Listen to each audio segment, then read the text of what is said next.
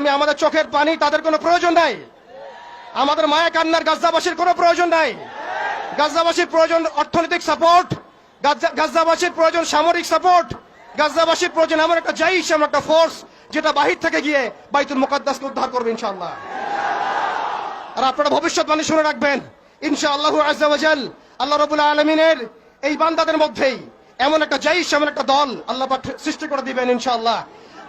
যেই দল, যেই জাইশকে পৃথিবীর কোন সেনাবাহিনী থামাতে পারবেন ইনশাআল্লাহ।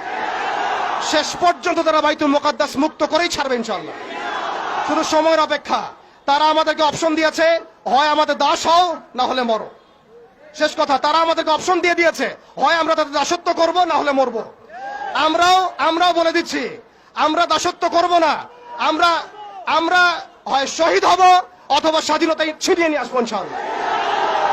হয় আমরা শহীদ হব, না হলে স্বাধীনতা ছিনিয়ে নিয়ে আসবো ইনশাআল্লাহ। আল্লাহ পাক আমাদের বাংলার তাওহীদের জনতাকে কবুল করেন, আমিন। ওয়া আখিরু দাওয়ানা।